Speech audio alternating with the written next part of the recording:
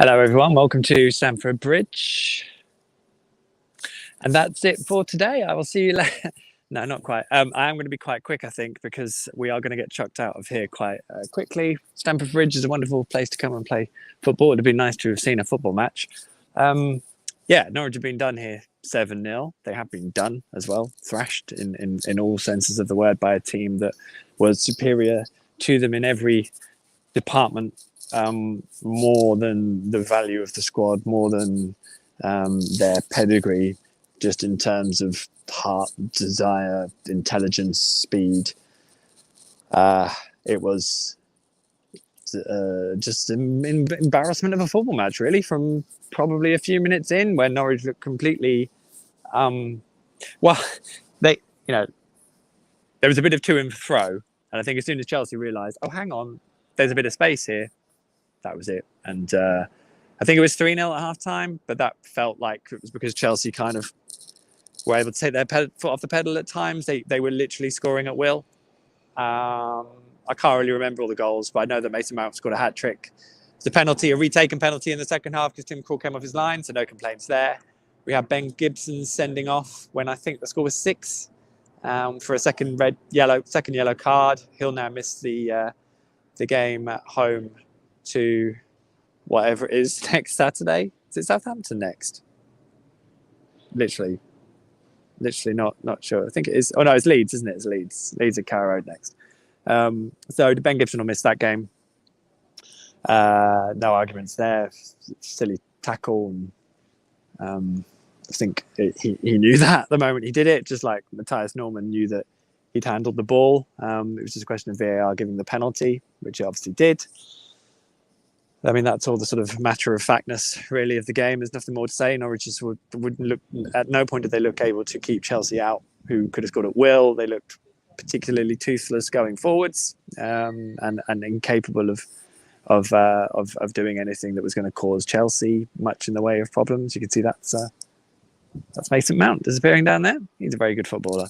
So yeah, it was literally different worlds really between the two teams, and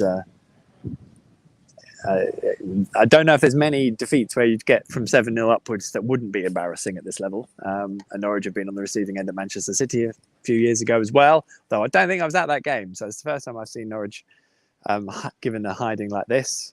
But it could have been anything. Thankfully it wasn't 9, so there's one positive for you. And yeah, just saw Billy Gilmour come out of the tunnel in his civvies. That's an interesting dynamic because he will have been having conversations with his Chelsea teammates. And of course, he will now be going back and be at Norwich next week. So yeah, you can just imagine him go with the Chelsea players going, Jesus, they were... Or, that just is an interesting dynamic for Billy, given obviously there was quite a bit of conversation about Billy before the game as well. And the Chelsea fans at one point sang, Billy Gilmour is better than you. Don't know who they were directing that at, but I've also, having seen Billy Gilmour, do not think he would have necessarily made a massive difference here when so many players just weren't at a competitive level. Now, whether that was their belief, whether that was not being able to carry out the tasks, or whether it was because they weren't very good, maybe it was all of it. I don't know, but there's clearly a lot of conversation to be had about Norwich's recruitment off the back of this. But, it's what it is. I mean, Chelsea can smash teams, so you can't really ignore that. But I'm not going to go on about it because I'll just sound like I'm defending them, and I don't really fancy doing that either, to be honest. So yeah, I obviously have already been getting lots of messages about asking the tough questions, hold the manager to account. In my experience, that always happens now. And what you really want me to do is to shout at him and say, where the hell is this? What the hell is all this? You're rubbish. What are you doing? You haven't done this. You haven't done that. And I mean, that's not really a press conference. That's just someone shouting at someone. So, why are Norwich not?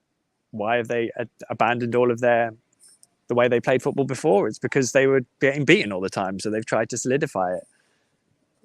But that's not. Is that a tough? Please, genuinely, post a lot of tough questions that should be asked because I'd like to know. I'd like to know what they are, and I think you'd probably be surprised the questions that do get asked. But I don't really want to get into that one either. I don't want to talk about the football. I feel like I'm doing this out of duty, and so I don't really know what else to say.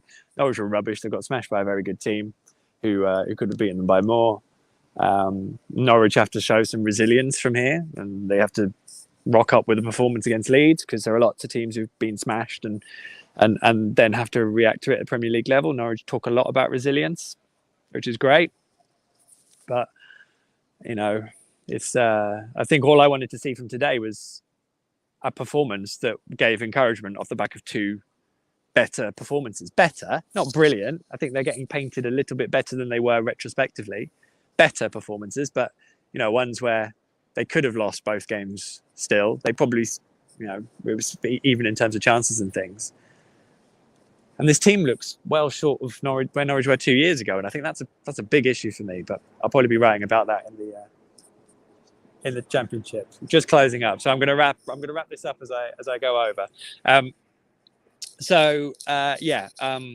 That is all that stuff, really. I don't know what else you want from me. I want to go home. I wanted to go home after about 8 minutes, to be honest. As brilliant as it is watching Premier League football, and Chelsea have got some wonderful players, but I also feel like they've done this without a striker. So I think we can all be thankful that Romelu Lukaku didn't cash in on the fact he hadn't had a goal for a while. So that's that. There'll be tests for Norwich to prove themselves going forward.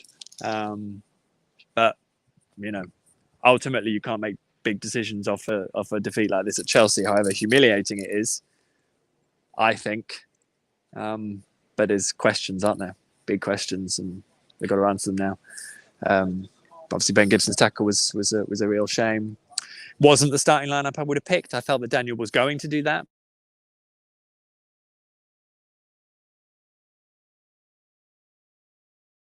I would have started with Milot Rashica because I thought Norwich needed some attacking pace with Teemu, and ultimately part of the issue probably was in that first half that Norwich had nothing going forwards, and Chelsea knew very quickly that the quicker they pushed on in bigger numbers, then the more likely they were to score, which they did. So there we go. They scored 7. Can't remember who got them all, but good on them. Tuchel and Farke had a brief exchange, and they were smiling at the start, but no one was smiling by the end of it.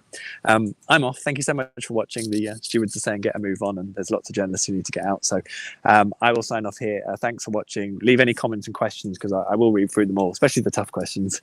I'll see you next week at Carrow Road, which is, of course, Leeds on Sunday, which rapidly becomes a big game. We'll see what the other weekend fixtures are.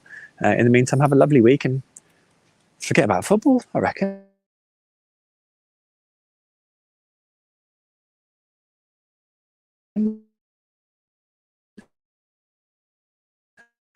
Someone, and I think the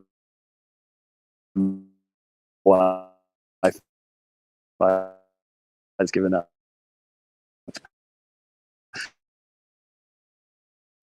Yeah, I think that sums it up, doesn't it? See you later. Happy week.